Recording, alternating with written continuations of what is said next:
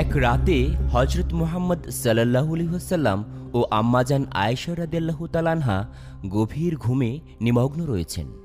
মধ্যরাতে হঠাৎ করে হজরত জিব্রাইল আলাইহিস সালাম সেখানে এসে উপস্থিত হলেন এবং বললেন, হে আল্লাহর হাবিব, উঠুন। জিব্রাইল আলাইহিস সালামের আহ্বানে মহানবী সাল্লাল্লাহু আলাইহি ওয়াসাল্লাম ঘুম থেকে জাগ্রত হলেন। তখন হজরত জিব্রাইল আলাইহিস সালাম বললেন, মহান রাব্বুল আলামিন তার রহমতের এবং মাগফিরাতের ৩০০টি দরজা খুলে দিয়েছেন। আর এই কথাটি বলেই হজরত জিব্রাইল আলাইহিস সালাম সেখান থেকে অদৃশ্য হয়ে গেলেন।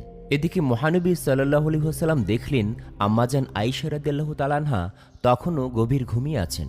তাই হজরত আয়েশা রাদিয়াল্লাহু তাআলা আনহাকে কিছু না বলেই নবীজি সাল্লাল্লাহু আলাইহি ওয়াসাল্লাম ঘর থেকে বের হয়ে গেলেন। এর বেশ কিছুক্ষণ পর আয়েশা রাদিয়াল্লাহু তাআলা আনহার ঘুম ভেঙে গেল।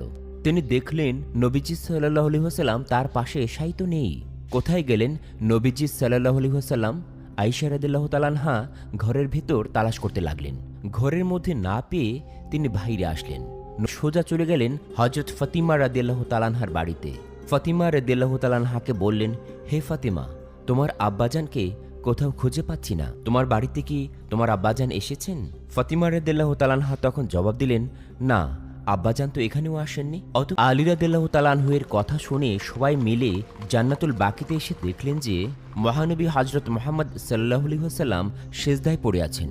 সেই সেজদার নূর এবং মহানবী সাল্লাল্লাহু আলাইহি ওয়াসাল্লামের চেহারার নূরে জান্নাতুল বাকির কবরস্থান আলোতে আলোতে আলোকিত হয়ে গেছে।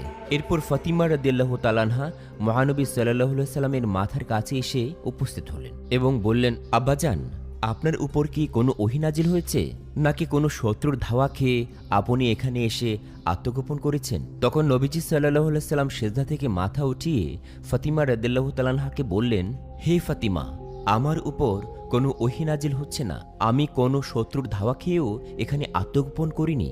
হযরত জিব্রাইল আলাইহিস সালাম আমার কাছে এসে আমাকে বলে গেছেন যে আজকে রাতে নাকি মহান রাব্বুল আলামিন তাঁর রহমত এবং মাগফিরাতের ৩০০টি দরজা খুলে দিয়েছেন। হে ফাতিমা, আজকের রাত এমন একটি রাত যে রাতে বান্দার ভাগ্য নির্ধারণ করা হয়, যে রাতে মহান রাব্বুল আলামিন বান্দাদেরকে ক্ষমা করে দেন।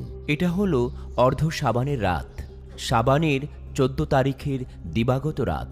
অর্ধ শাবানের রাতে মহান রাব্বুল আলামিন বান্দাদের দিকে মনোযোগ দেন এবং ক্ষমা প্রার্থনাকারীদের ক্ষমা করেন, অনুগ্রহ প্রার্থীদের অনুগ্রহ করেন, বিদ্বেষ পোষণকারীদেরকে ছেড়ে দেন তাদের অবস্থাতেই। হে ফাতিমা, আমি সেজদায় পড়ে জান্নাতুল বাকিতে যারা শায়িত আছেন তাদের জন্য মহান রাব্বুল আলামিনের কাছে দোয়া করেছি, কেননা আমি যা জানি তা তোমরা জানো না, আমি যা দেখি তা তোমরা দেখো না।